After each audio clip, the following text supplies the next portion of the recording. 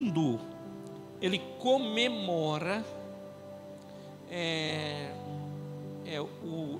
o nascimento de Jesus, e eles fazem uma festa que eles dizem que é o Natal, o mundo. Irmãos, a possibilidade de Jesus ter nascido em dezembro é muito pouco. Não tem, quase que é impossível disso ter acontecido. Eu não vou entrar nessa seara, eu só estou te dando essa informação para você entender que também não está errado nós dizermos nesse mês que no mundo o cristianismo ele vai falar, os cristãos vão dizer do nascimento de Jesus.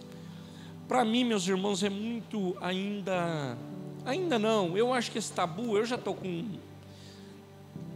alguns anos de janela, eu tenho alguns tabus em relação a alguns ou vários, mas irmãos, eu também não fico apontando o dedo para, você vai queimar no fogo do inferno por isso. Irmãos, você é livre como eu sou livre. Então, se você entende que é assim, amém. Irmãos, o que nós devemos saber é que ela é hoje uma festa colocada no mundo para as pessoas gastarem, e gastarem muito, e se endividarem, muitos se endividam por causa disso. Mas irmãos, agora, isso impede de nós falarmos que nós aproveitarmos a oportunidade, que o coração das pessoas está um pouquinho mais amolecido, e dizer, Jesus nasceu, e ele veio de uma virgem, e foi abençoado, e uma bênção. Então, eu quero falar sobre isso hoje. Eu sei que eu não encerro o assunto, nem no capítulo todo eu consigo, mas eu quero falar aqui em algumas palavras sobre isso. Eu tenho uma motivação, e nós vamos até usar uma parte de um texto do livro dele, do Max Lucado. O Max Lucado, meus irmãos, esse livro lá em casa, ele é um livro muito diferente, até um capa dura, ele é uma edição muito especial, e é uma bênção. E eu, quando chega essa época, eu dou uma relida nele, porque ele fala coisas de Jesus. O tema lá do livro é Jesus. Então é isso aí, não tem assim nada muito temático. Ele fala de Jesus, do nascimento à crucificação, mas um livro muito bonito, sabe esses livros assim, capa dura, como é que fala? Quando é desenhado, ele é muito poético, ele fala de uma forma poética, assim, você lê numa sentada, porque o desejo dele é causar um impacto mesmo naquele que lê. Eu penso até que é um livro bom para nós darmos de presente, ao invés de dar chocolate, dá um livro daquele, e o chocolate engorda, aumenta o açúcar do cara e vai dar problema. Então dá um livro daquele que vai ser maravilhoso. Então a minha inspiração principal é isso. Eu falarei desse assunto, mas a minha inspiração principal chega a essa época, eu visito as páginas desse livro, eu olho ele e eu penso ali nas coisas que ele fala, que ao meu coração, meus irmãos, é tremendo, é maravilhoso. Então o tema do nosso sermão vai ser Jesus, o que redirecionou a história da humanidade. Então eu sei que você sabe que a humanidade, ela é uma antes de Jesus e ela é outra depois de Jesus. Então Jesus, o que redirecionou a história da humanidade. Eu quero orar.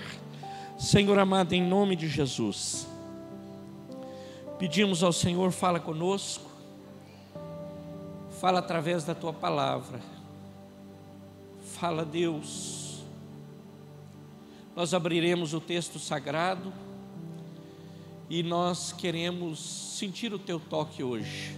Toca em nós, toca na igreja, toca em nossas famílias, toca naqueles que nos assistem agora através da transmissão, que assistirão posteriormente. Que esta palavra edifique famílias, edifique lares, em nome de Jesus. Para a glória de Deus Pai, nós oramos agradecidos. Amém e amém. Eu pedi para o Gabriel colocar uma parte desse livro mesmo. Ele fala assim, lá tem o título do livro, no final ali. Porque Ele é amor. Se você fosse Deus, dormiria sobre a palha, beberia leite materno, usaria fraldas? Aí ele fala assim, eu não, mas Cristo sim. Ele deixou de comandar anjos para dormir sobre a palha, deixou de dirigir as estrelas para apertar o dedo da Maria. Quando viu o tamanho do útero, poderia ter desistido.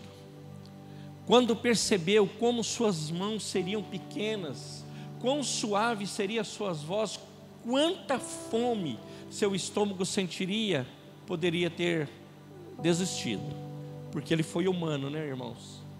Ao primeiro sinal do mau cheiro do estábulo, diante da primavera, rajadas de ar frio, na primeira vez em que arranhou o joelho, ou assoou o nariz, ou comeu pão queimado, poderia ter virado as costas e ido embora. Quando viu o chão poeirento da sua casa em Nazaré, quando José lhe deu uma tarefa para cumprir, quando seus colegas de escola cochilaram diante da leitura da Torá, preste atenção, diante da leitura da Torá, a sua Torá, a história dele. Então você imagina, você escreveu o negócio, e eles vão ler e eles cochilam lá, ou fazem uma crítica, né? Você já pensou? Ele poderia ter desistido. Em qualquer momento Jesus poderia ter dito, chega, já basta, vou para casa. Mas ele não fez isso, não fez, porque ele é amor. Então, é do livro Seu Nome é Jesus, do Max Lucado, do qual eu me refiro agora, e que é a minha inspiração para isso. Esse é Jesus, o Deus que se fez carne e habitou entre nós, o Deus que foi para um estábulo, um Deus que arranhou o joelho sim, que comeu pão queimado sim, que aprendeu com seu pai uma profissão muito humilde, simples, porque o pai era carpinteiro, com certeza ele foi ensinado na profissão do pai, era comum naquela época. Ele teve os mesmos anseios que você teve, que eu tenho, que nós temos. Mas ele é o Deus que veio entre nós. Jesus, o que redirecionou a história da humanidade. Divinamente humano, extraordinariamente comum. Apenas, meus irmãos, alguém tão especial como foi Jesus poderia mudar o caminho da humanidade, a história da humanidade. Somente Jesus poderia mudar os rumos da sua história e da minha história. Meus amados, eu não sou muito de de guardar memórias. Eu não tenho assim muitas memórias, inclusive memórias importantes. Eu acabo não me lembrando. Tem pessoas que têm facilidade para lembrar tem memórias, lembra assim com muita facilidade. Eu às vezes, se for puxando, né, eu lembro, mas eu me esqueço muito de memórias boas. As ruins, graças a Deus que eu esqueço e não lembro. Tem gente que lembra de todas elas e não esquece desse trem também, mas eu não tenho. As ruins, graças a Deus, eu me esqueço de tudo. As boas memórias, eu tenho muito. Eu não tenho assim muitas figuras do meu pai, das minhas avós, poucas assim. Eu não tenho muita gente tem detalhes disso, eu não tenho. Da minha mãe eu tenho mais, até porque é mais recente o passamento dela. Mas, meus amados, mas eu tenho uma memória que eu não me esqueço, foi quando Jesus me encontrou. Quem era esse Romério? Ou quem era esse Augusto? Quem era esse Pedro? Quem era esse Elvis? Quem era? Quem era esse Dejanir? Quem era? Quem era Romério? Eu sempre me lembro da história do Francisco Polidoro, que passou por aqui, de Mogi Guaçu. Ele falava assim, né? Ele sempre falava que às quintas-feiras, ou terça, ele falava assim para nós, sempre, os irmãos, não sei se se lembram, ele falava assim: as pessoas olham para mim e acham que eu cheguei aqui de gravata. Naquela época, nosso culto de terça, quinta era de gravata, né, Gustão? Hoje nem no domingo, mas amém. E aí ele falava assim: todos olham para nós e para mim e acham que eu cheguei aqui desse jeito, com essa roupa aqui. Eu não cheguei aqui assim. Ele também foi um que teve problema com vício lá no mundão, né? Ele passou por uns apertos bons lá e chegou. Jesus encontrou ele, meus irmãos, numa vila ali de Mogi Guaçu, perdido para o vício, para a droga, para a bebida, perdido para toda sorte de pecado. Jesus encontrou ele lá. O que você está lembrando do Francisco? Eu estou dizendo o seguinte, irmãos, que Jesus, da mesma forma que ele fez com ele fez comigo, ele fez conosco aqui, com você. Agora nós, meus irmãos, às vezes nos esquecemos disso e não temos essa devida gratidão a esse Jesus. Então ele vai falar para nós isso, a palavra ela vai dizer isso. Quem é esse Jesus? Ele redirecionou a história da humanidade. E nós, meus irmãos, passamos o ano de 2024, talvez nós não tenhamos falado desse Jesus para ninguém, mas talvez nós tenhamos falado de tantas coisas. Eu ouvi um pastor de Piracicaba uma vez pregar, há muitos anos, e ele colocou time, né, no meio do sermão dele. Aí ele disse assim: menos Corinthians e mais Jesus. Então, meus irmãos, é menos essas coisas e mais Jesus. Nós precisamos levar Jesus, precisamos expressar esse nome. Então, meus irmãos, o Max Lucado, ele vai continuar, nós não colocamos ali, ele diz assim: Jesus, ele poderia, meus irmãos, segurar o universo na palma da mão. Esse é Jesus. Ele veio não como um clarão de luz,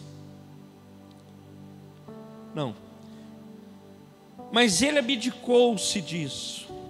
Eu acho tremenda essa frase, como é bom eu lembrar dela. Ele poderia se abdicar disso, mas quem é mãe sabe disso, ele resolveu flutuar no ventre da mãe dele. O rei do universo decidiu flutuar no ventre da sua mãe. Então, meus irmãos, ele veio não como um clarão de luz, como um conquistador inacessível, Vocês já viram como hoje os poderosos são inacessíveis? Você não consegue chegar, você não consegue conversar. E infelizmente isso, meus irmãos, acontece até no nosso meio, no meio evangélico.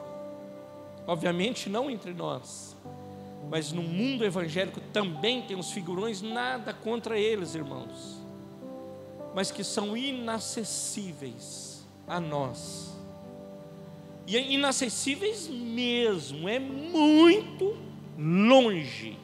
Não é pouco não, é muito. E eu sei do que eu estou falando. Provo para vocês isso. Mas como aquele primeiro choro foram ouvidos por uma moça simples. Pensa, meus irmãos. Eu estava pensando ontem. É um tempo de muitas viagens, né? Muitas pessoas viajam. E eu lembro que nossas crianças pequenas, eles têm diferença de 2 anos, não são mais crianças, e a gente ia viajar. Então estava lá cortando o Cerradão de Minas, um desses diziam assim, eles não falavam, quero ir no banheiro, falava a palavra mesmo, né? Quero fazer tal coisa. Aí parava tudo, caminho, carro, ia procurar um lugar. E quando você está em São Paulo é mais tranquilo. Você passou para Minas é mais difícil. É sujo, não dá para usar muitas vezes. Meu estado, hein? Mas em São Paulo, graças a Deus, tem uma estrutura bem melhor, bem mesmo. Não dá nem para comparar. Mas aí tinha que procurar uma moitinha, uma estradinha, um lugar escondidinho, levar, a mãe descia. E eu ficava pensando, né? Como isso passou na nossa vida, assim, ó. E eu conversava isso com um pessoal amigo da Gabi, de sexta-feira. Eu sempre, por exemplo, se eu sair para viajar, eu quero chegar. Eu não quero, tem gente, e eu acho legal.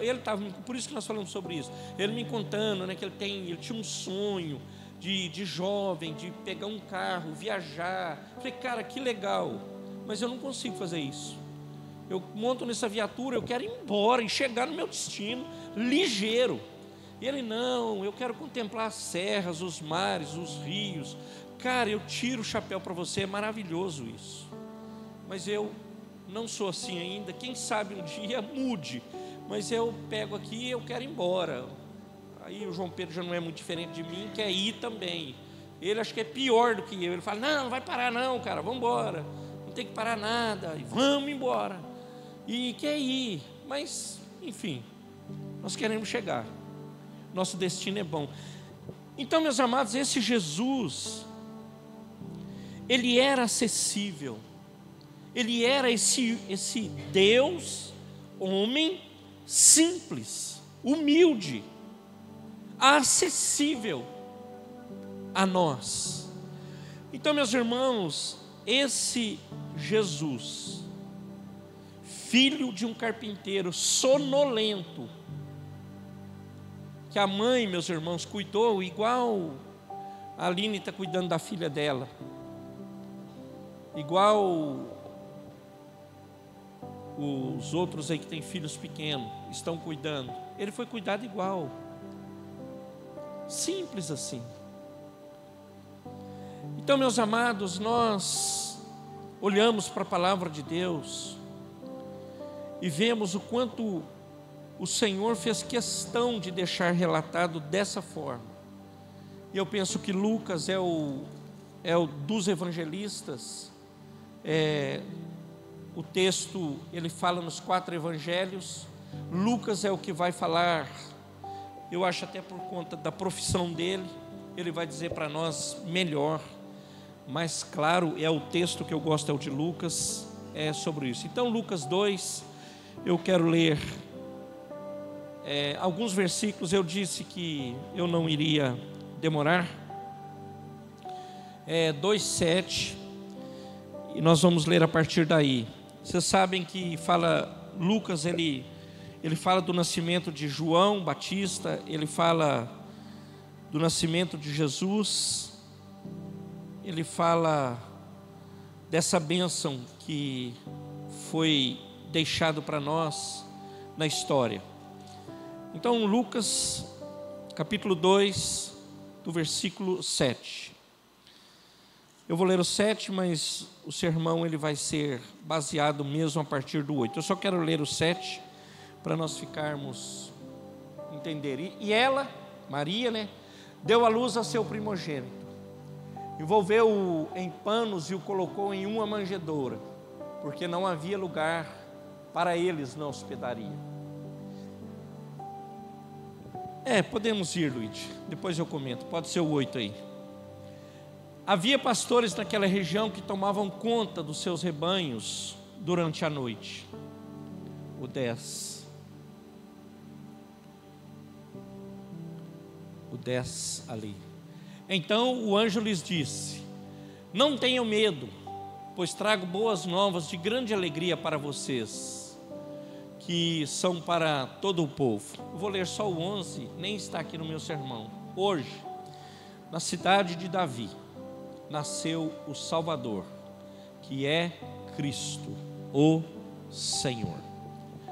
Então, meus amados, essa é a história em 4 versículos. Me permitam eu contar essa história nesses versículos, ou pregar essa palavra, dissertar esse sermão nesses versículos.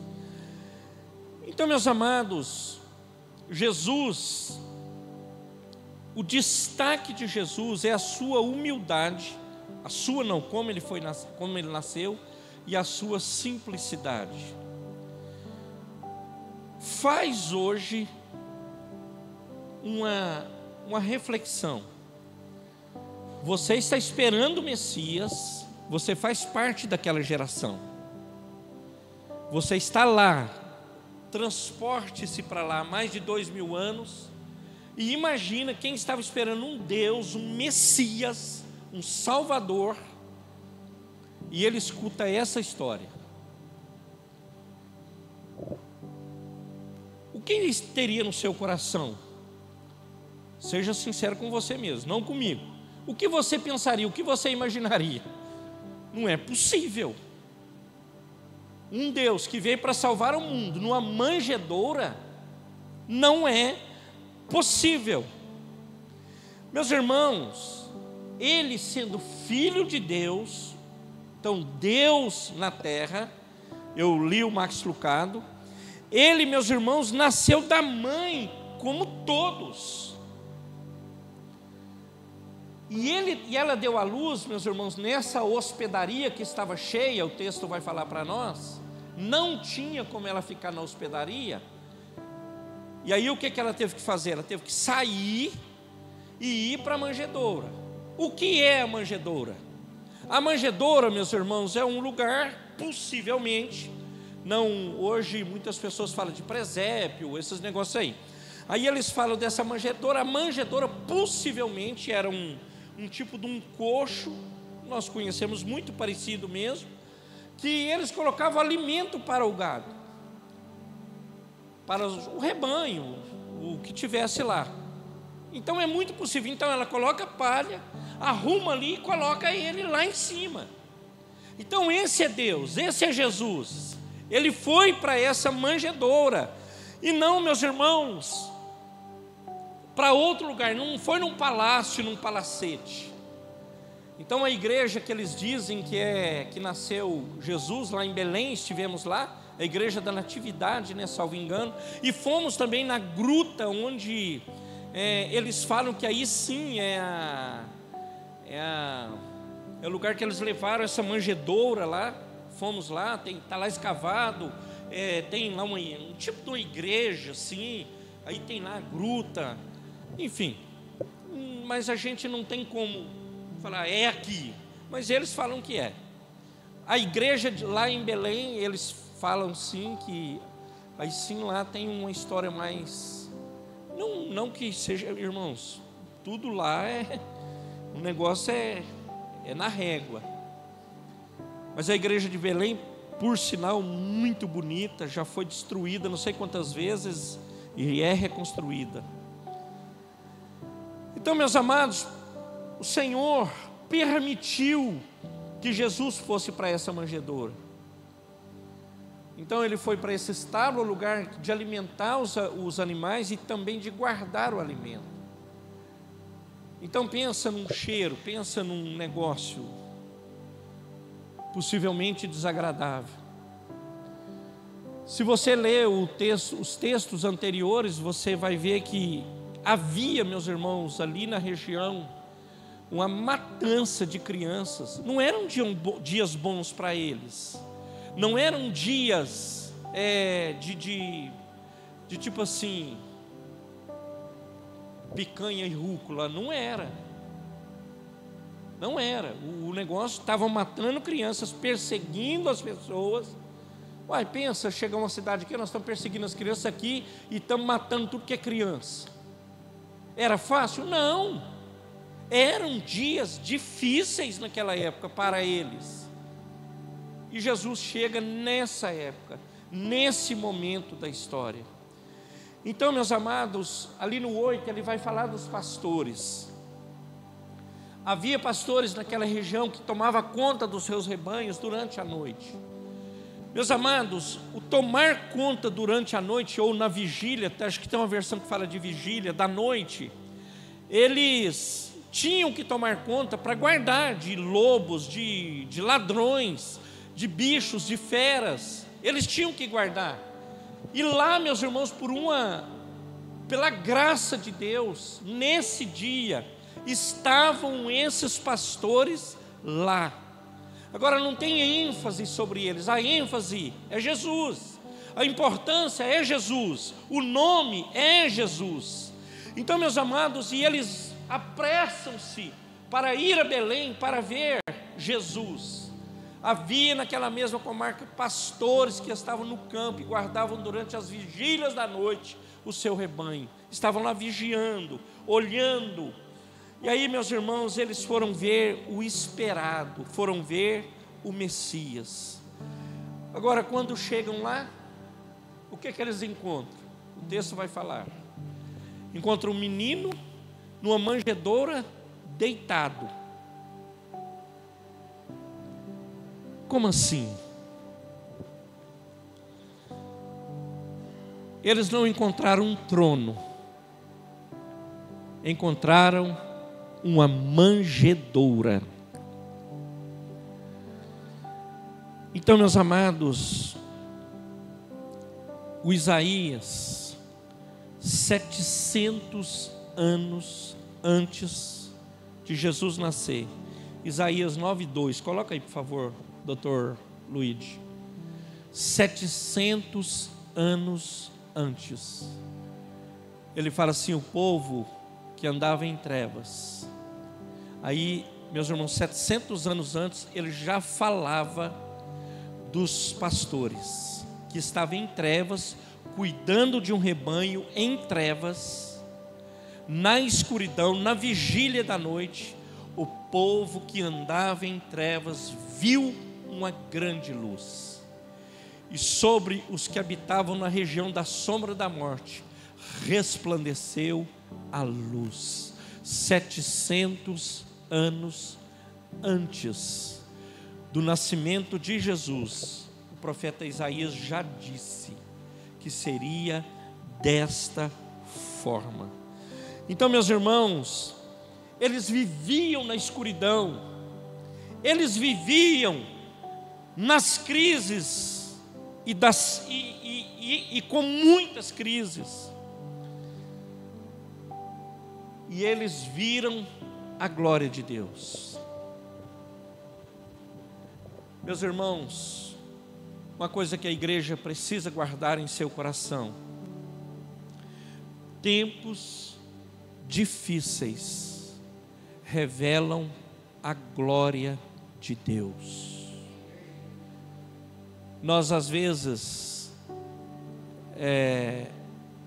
não queremos saber disso. Ontem alguém falou lá no devocional, lá na Lia, sobre isso. Tipo assim, eu estou aprendendo, ou eu aprendi no tempo da dificuldade. Mas nós às vezes desprezamos esse dia, nós não queremos. Agora, o que isso nos ensina?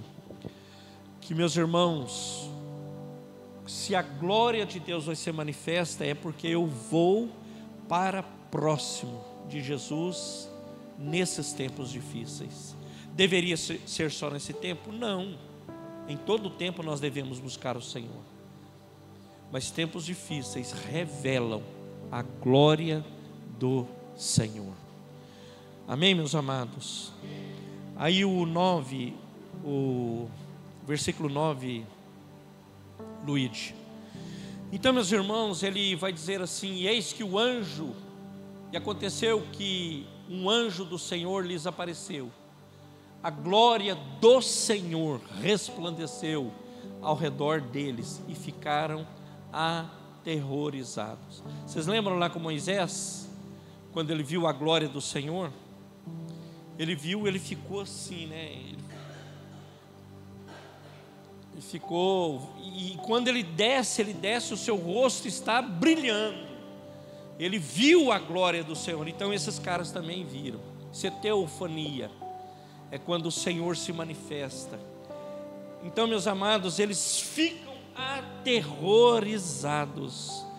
Então, meus amados, isso é um sinal, claro, é teofania isso, da majestade do Eterno, a majestade do Senhor, a glória do Senhor. Então, meus amados, isso está associado a Jesus, a glória, ao poder, a glória, a majestade dEle. Então, meus amados, hoje, sabe, essa preocupação que eu tenho. Meus irmãos, qual a qualidade da nossa devoção a esse Jesus? Qual a qualidade do meu culto a esse Jesus? Que ele está dizendo ali: apareceu a glória do Senhor, resplandeceu ao redor deles e ficaram aterrorizados. Meus amados, qual a qualidade do meu culto? Qual a qualidade do nosso culto? Porque, meus irmãos, não é qualquer coisa você chegar na presença de Jesus. Não é qualquer coisa você estar na presença de Jesus. Não é qualquer coisa. Meus irmãos, é maravilhoso, é a presença mais tremenda que a gente possa ver. Então, em um cenário de trevas, de tempos difíceis, aparece a luz em meio às trevas. Luiz, coloca para mim, por favor, Atos 7, verso 55, é o texto que vai falar do Estevão. Estevão, porém, cheio do Espírito Santo, levantou os olhos para o céu e viu a glória de Deus, e Jesus em pé à direita de Deus. Então, meus irmãos, Estevão teve o privilégio de ver a glória do Senhor, a glória do Eterno, a glória do Todo-Poderoso. Então, meus irmãos, isso é o que acontece em meio às trevas. Chega Jesus. E o texto, meus irmãos, é muito claro. Volta lá, por favor, Luiz, no 9. Eles ficaram aterrorizados por conta da glória de Jesus. Eu acho que todos nós deveríamos fazer uma reflexão. Eu trouxe um sermão com essa temática aqui já. Qual o nível do nosso culto? O que você oferece a Jesus? O que você oferece? Não, pastor, eu ofereço o meu cansaço, eu ofereço para Ele o resto do resto. Não deveria ser, irmãos. Você deveria oferecer para Ele as primícias, o melhor que você tem. Aliás, nós deveríamos ter, desculpe a expressão que eu vou usar, medo de sair de casa sem falar com Jesus. Nós deveríamos ter um temor tanto como cristão. Por isso, meus irmãos, nós vemos tantos problemas. Hoje, meus irmãos, eu vou chutar, tá? Um chutômetro. Eu tenho quase que certeza que muitas pessoas ensinam, falam, incentivam, meus irmãos, sobre o barrigudo, que é o Noel, e não fala de Jesus. Agora, por quê? Porque não tem temor, porque não tem Bíblia, porque o nível de culto, meus irmãos, está muito longe desse aqui. A glória do Senhor resplandeceu ao redor deles e ficaram aterrorizados.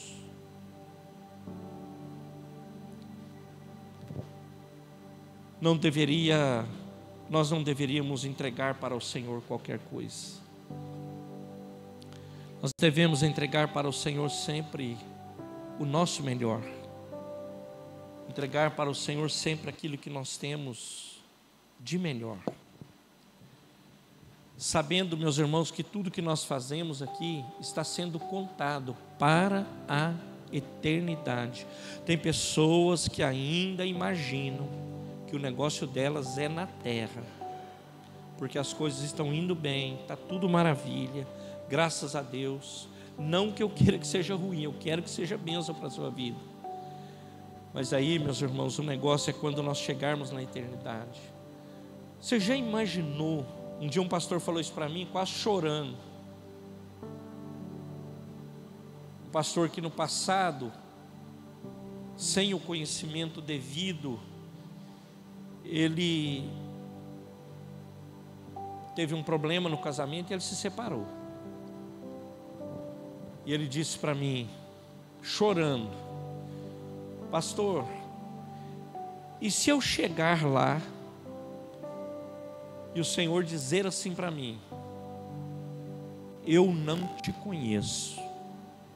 Ninguém sabe, irmãos. Você sabe o que vai acontecer no futuro? Eu não sei, irmãos. Eu estou procurando fazer o mais correto possível, dar o meu melhor para Deus, dar o meu melhor culto, tudo do meu melhor que eu puder. Mas você sabe, meus irmãos, isso aqui que nós lemos, eu imagino que seja bem poético, é uma verdade, mas é uma forma de nós entendermos.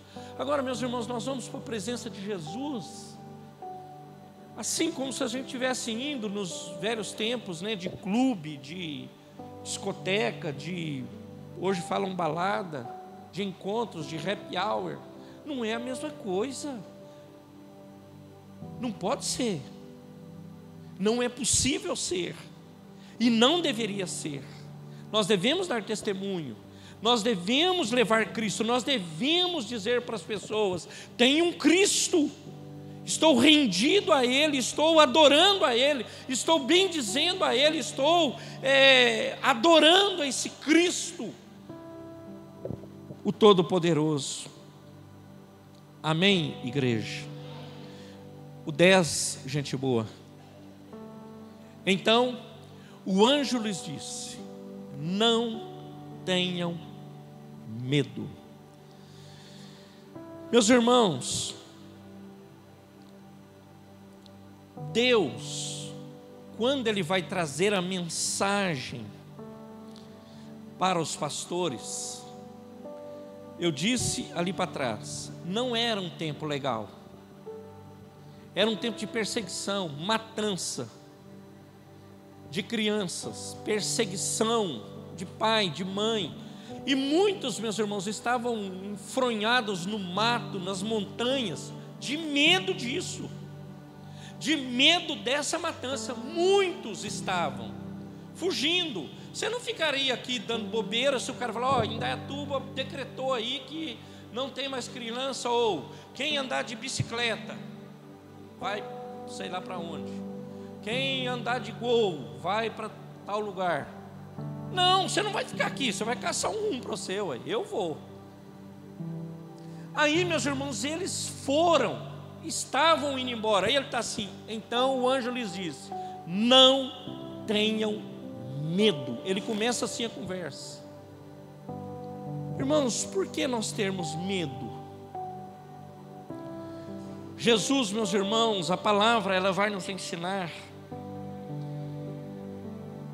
que nós não devemos temer.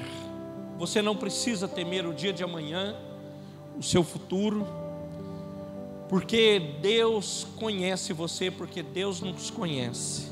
Amém, igreja?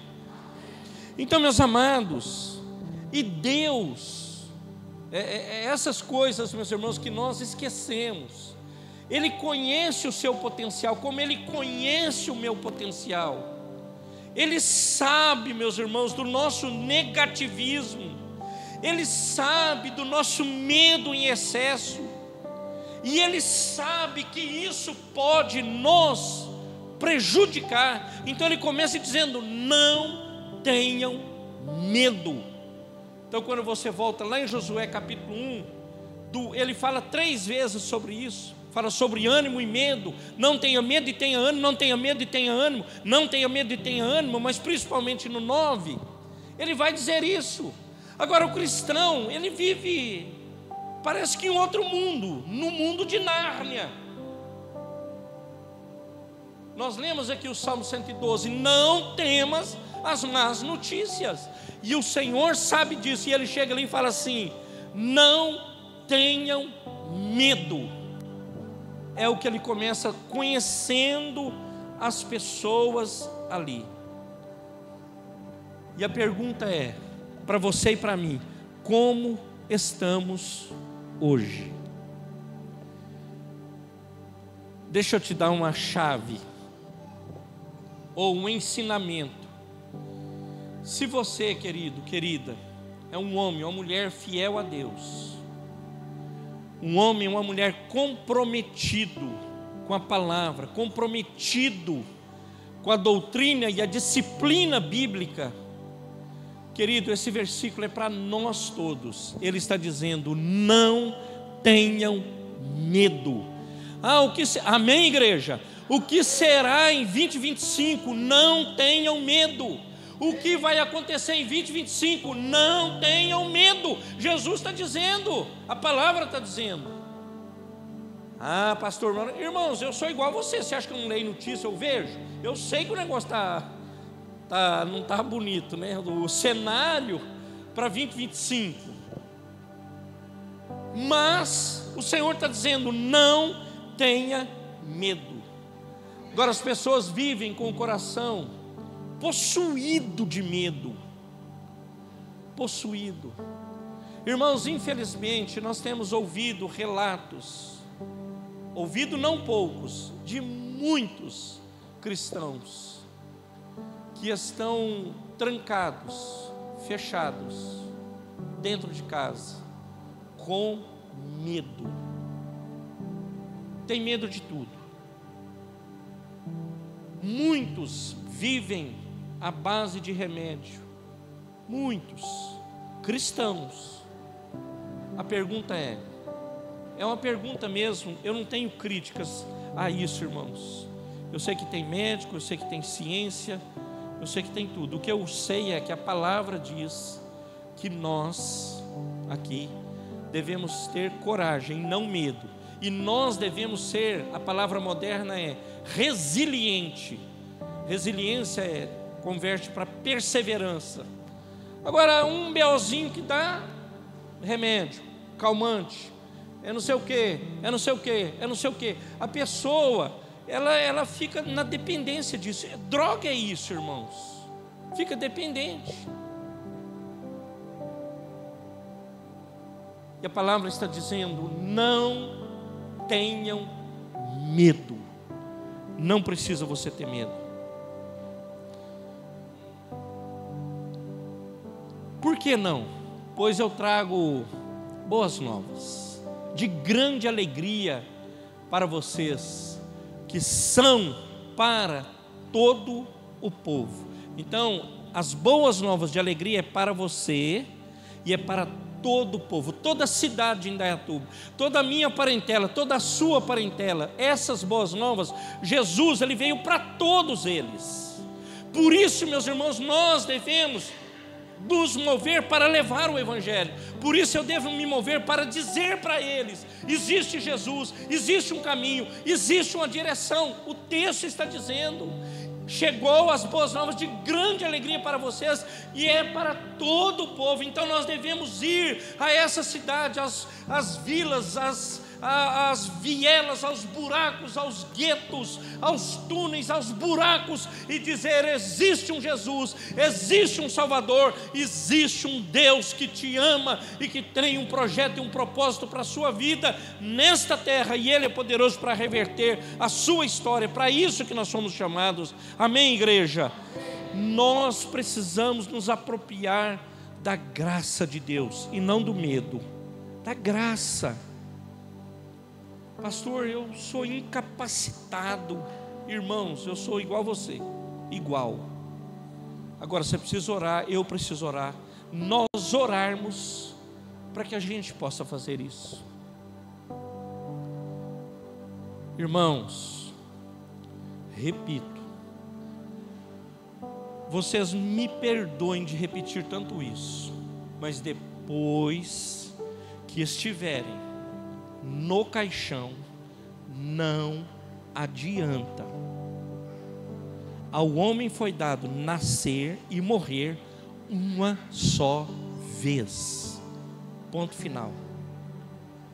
Pastor, mas como é que eu vou falar para essa pessoa se eu estou tomando uma Coca-Cola, estou tomando aqui um negócio, um negócio que eu quero dizer, um suco de manga, estou comendo um frango aqui, vai dar ruim. Eu não vou poder. Irmão,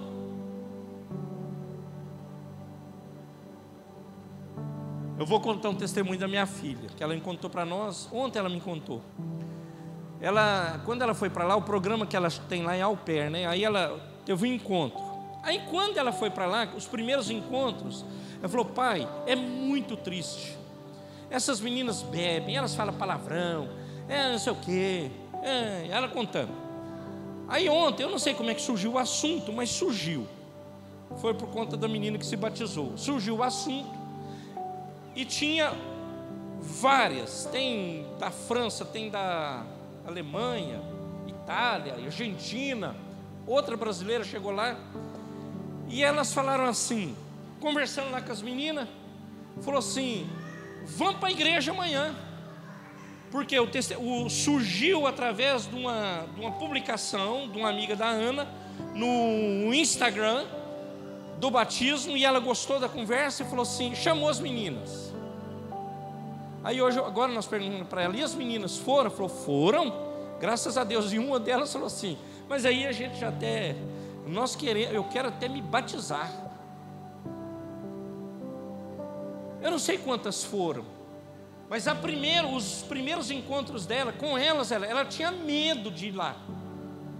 Agora, meus irmãos, anos a fio. Por exemplo, nesse dia 20 de dezembro aí, que nós nos reunimos, desculpe a expressão, pataquada, fala tudo que é pataquada.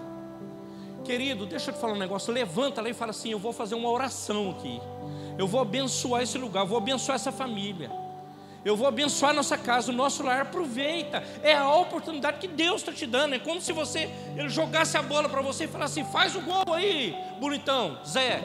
Aí você está na igreja 2 anos, 1 ano, 3 anos, mais, tem gente demais, como eu. Faz alguma coisa, é a oportunidade que você tem. Hoje eu lembrava da minha irmã que faleceu, 2 já foram, né? A última, ela falava, eu lembrava hoje, ela falava, lembrei dela, de manhãzinha, o pessoal tudo calibrado já, tem gente me vendo aí, tudo calibradão. A Rosana sabe do que eu estou falando, o João sabe, a Gabi sabe. Aí ela falava assim: Romério, faz uma oração. Ela não, né? Ela é crente.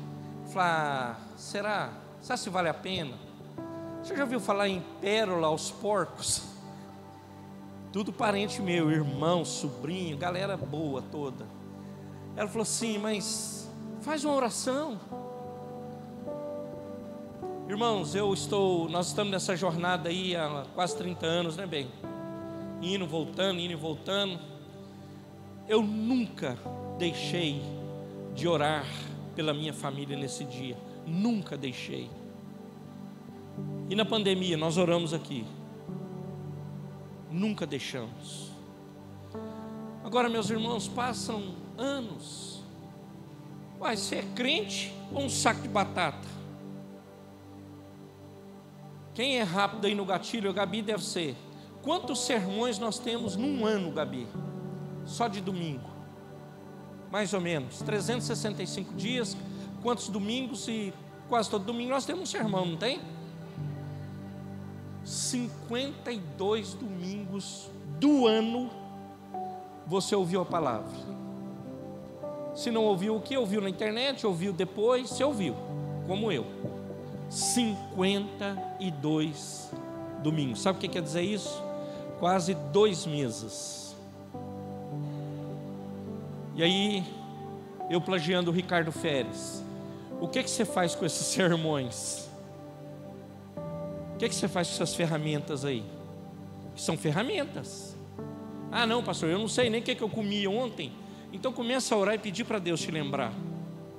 Começa a orar e pedir para Deus te recordar, para trazer ao seu coração aquilo que te traz esperança, aquilo que me dá esperança, que me dá capacidade para falar lá.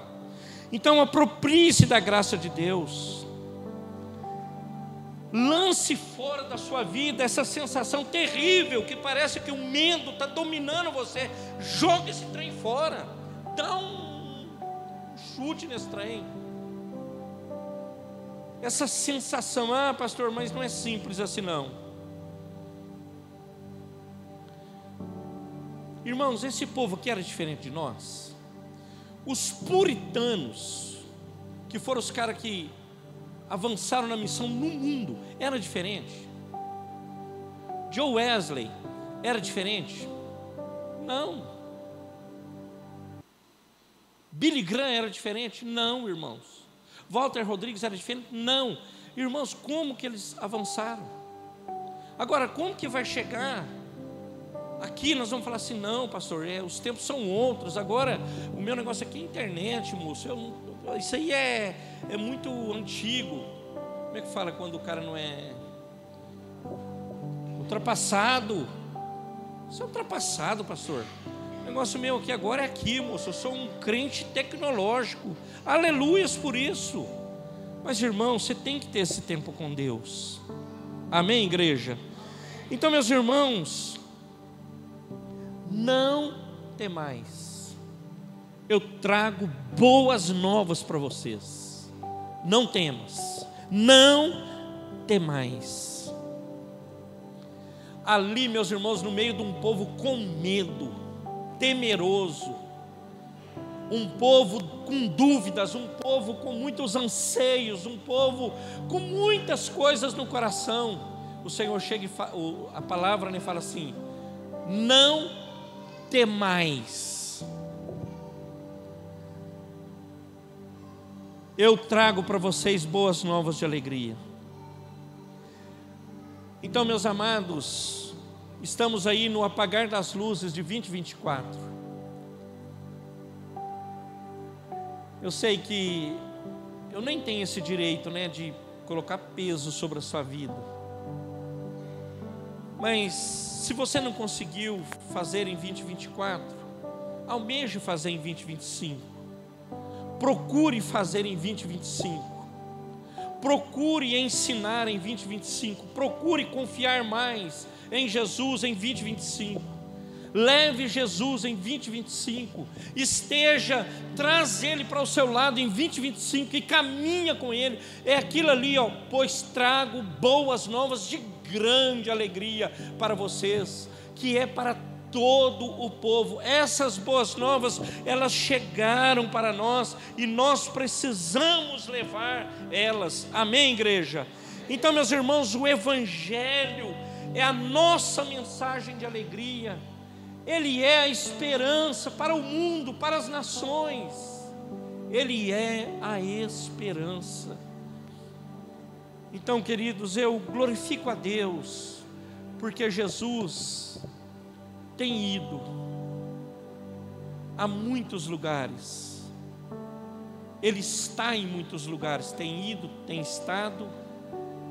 E eu agradeço a Deus, meus irmãos, porque existem irmãos, existem igrejas como a nossa, existem pessoas que de uma forma ou de outra, usando um jegue, um jet ski, um barco, usando a internet, usando a sua fala, a sua inteligência, os seus recursos, tem levado Jesus às nações. E Cristo tem chegado a muitos lugares. Eu louvo a Deus por isso, porque Ele é para vocês e Ele é para todo o povo. Então, não seja um crente que fala, não, Jesus é para mim só, e ponto final. Leve consolo para aqueles que sofrem. Leve consolo para aqueles que estão entristecidos, frustrados, doentes, enfermados, com muito medo. Leve esse Jesus. Amém, igreja? Amém, igreja? Eu termino. Quem é Jesus para você? Volta lá no tema, por favor, Leite. Quem é Jesus para você? Jesus, o que redirecionou a história da humanidade. Jesus, o que redireciona a história da humanidade. Igreja, a igreja que está em Indaiatuba, ela não é de Indaiatuba, ela está em Indaiatuba. Jesus é o nosso presente real. São dias que falam de muitos presentes, né? Presentes. Mas o seu presente real, necessário, meu e seu, é Jesus. Jesus é o nosso presente real. Meus irmãos, não é o presente que a humanidade tem propagado. Não é esse. Não é. O que o mundo propaga? Eu não sei, eu não passei ali no onde eles enfeitam ali. Você acha que eu acho aquele lá feio ou bonito? É óbvio que eu acho bonito. Óbvio que é bonito. Meus irmãos, o mundo tem propagado isso. Em meio às luzes, os enfeites, esse senhor barrigudinho ou barrigudão.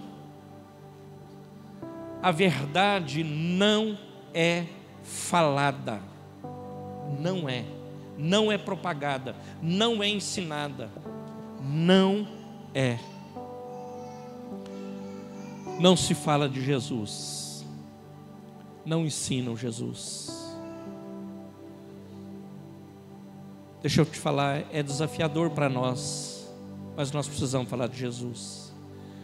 Nós precisamos falar desse maior presente da humanidade, que é Jesus, o nosso Salvador. Ele veio e Ele se ofereceu a cada um de nós. São dias, meus irmãos, de testificar desse Jesus maravilhoso. Ele é o nosso real presente, nosso maior presente. Ele é o incomparável. Jesus é incomparável. Se coloque de pé e vamos orar.